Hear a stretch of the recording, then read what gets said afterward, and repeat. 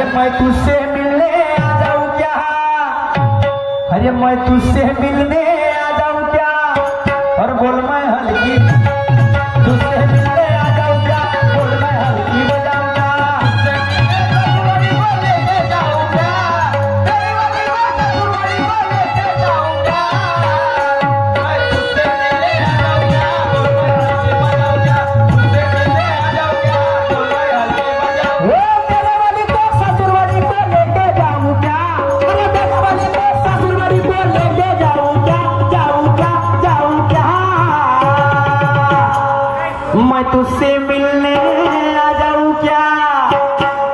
मैं तुझसे मिलने आ जाऊं क्या, बोल मैं हल्की बजाऊं क्या, तुझसे मिलने आ जाऊं क्या, बोल मैं हल्की बजाऊं क्या।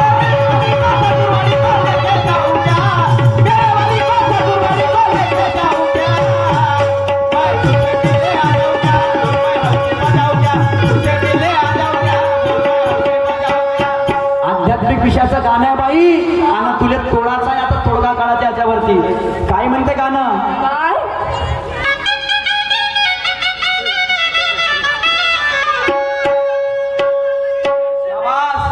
आणि म्हणून काय म्हणते गाणं,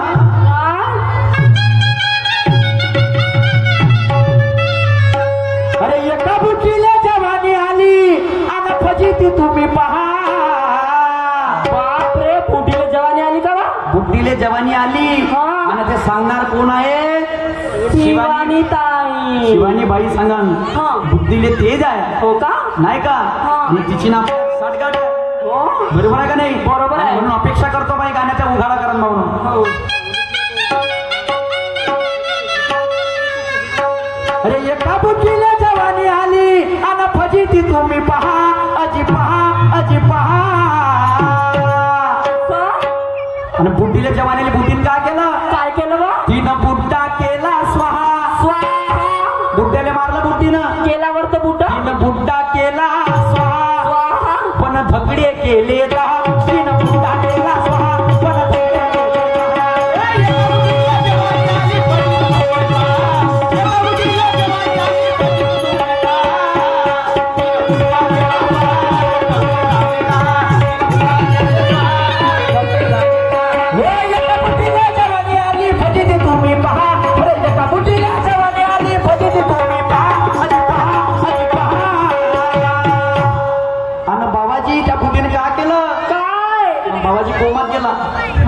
तिनं बुड्डा केला स्वाहा, बुड्ड्याला मारलं पिचकून, केल्यावर तिनं बुड्डा केला स्वाहा, पण धगडे गेले, तिनं बुड्डा केला स्वाहा, पण धगडे गेले.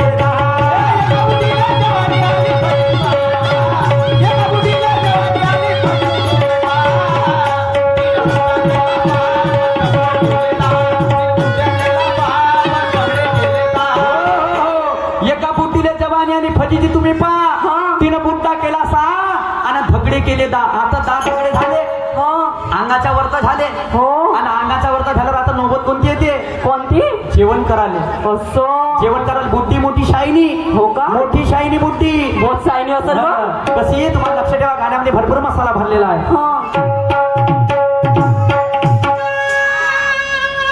जेवण कराले जेव्हा ते बुड्डी बसली, अरे जेवण कराले जेव्हा ते बुड्डी बसली, आणि 10 नवऱ्यानं तिच्या स्वयंपाकाले कंबर कसली.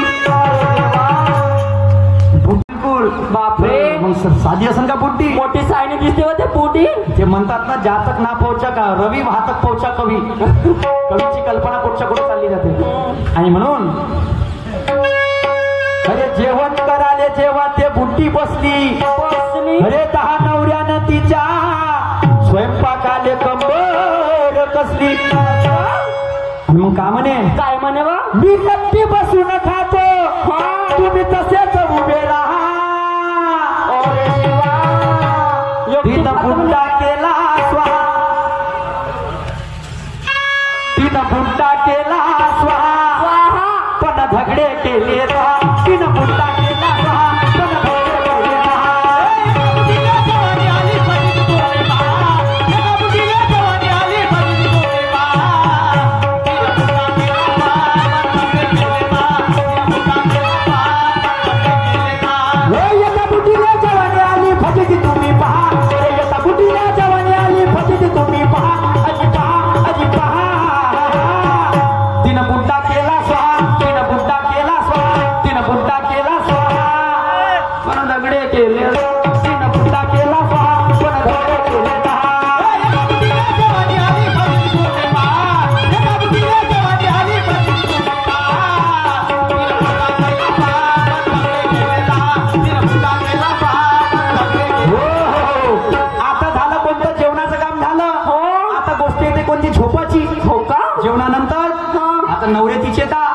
आणि बुद्धी व्यक्ती.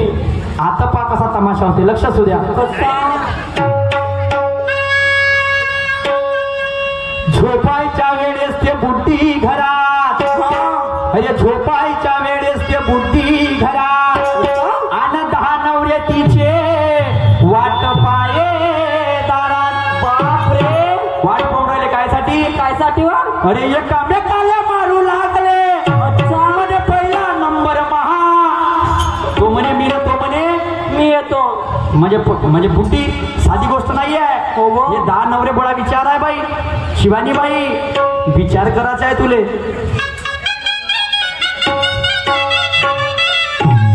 अरे एकामेकाला मारू लागले, आणि म्हणे पहिला नंबर महा, अजी महा, अजी महा. असं हा आता नाहीये. तिनं बुद्धा केला स्वाहा, हा तिनं बुद्धा केला स्वाहा, पण हा तिनं बुद्धा केला स्वाहा, पण धगडे केले रा. तिनं बुद्धा केला स्वाहा, पण धगडे केले रा.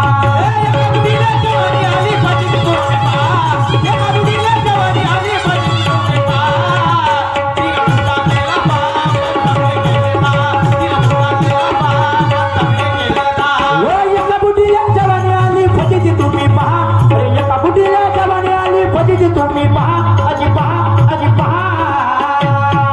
तिनं बुद्धा केला स्वाहा, तिनं बुद्धा केला स्वाहा, पण दगडे गेले रा.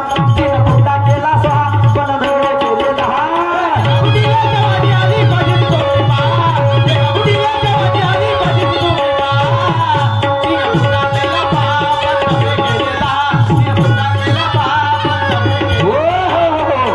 आता दाई जनस्वतीनं प्रपंच साधवलं का? बुद्धी मोठी हुशार होती. हो ब, हुशार होती. मोठी सायनी व. काय केलं बुद्धीनं? काय केलं बा? लक्षात सुद्धा बिलकुल शेवटच्या टप्प्यावर पोहोचलाय. अरे दिवसा मागते दिवस गेले. अच्छा, अरे दिवसा मागते दिवस गेले, आणि 10 म्हणून 3 जवळ केले. बापरे, 10 म्हणून 3 जणांना जवळ केले. हा. मग 7 जणांचं काय झालं? काय झालं वा? अरे 7 जणांवर बुद्धी चिडली. ओके मा. अरे 7 जणांवर बुद्धी चिडली, म्हणे इथून निघून जा. अरे जहा, अरे जहा. गेट आउट म्हणे का वा? Get out from my home बुद्धी म्हणे. असं? पण तिनं बुद्धा केला स्वाहा. अरे देवा, तिनं बुद्धा केला स्वाहा, पण दगडे गेले. तिनं बुद्धा केला स्वाहा, पण दगडे गेले.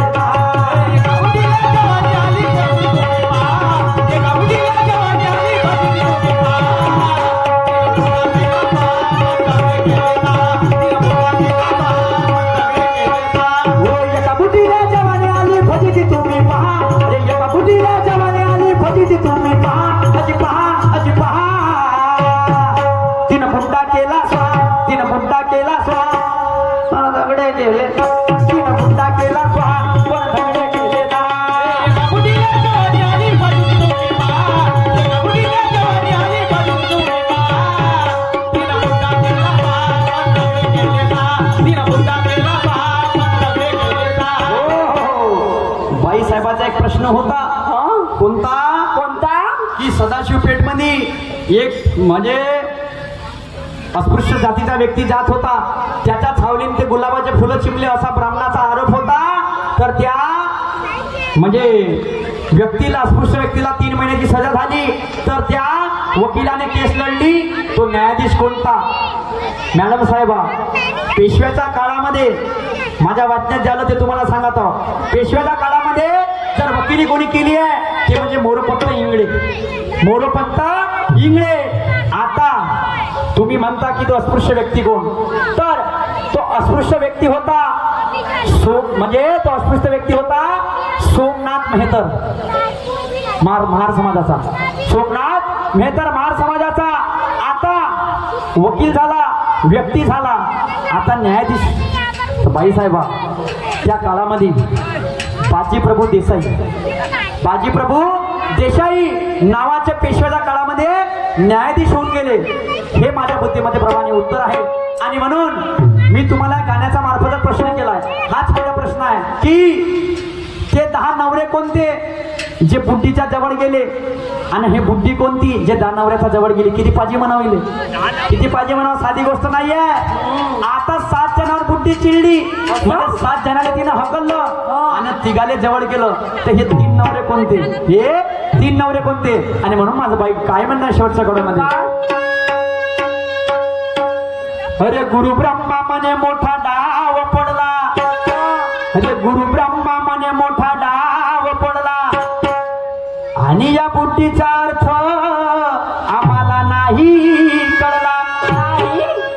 मग मी काय विचारतो, मी शाहीर शिवानी लागल्याचा विचारतो आणि थोडं पटून सांगते का, थोडं पटून सांगते का, अजी कहा, अजी कहा. शिवानी बाई थोडं पटवून सांगते का रमा कोण्यामध्ये, कारण तिनं बुड्डा केला स्वाहा, तिनं बुड्डा केला स्वाहा, पण झगडे केले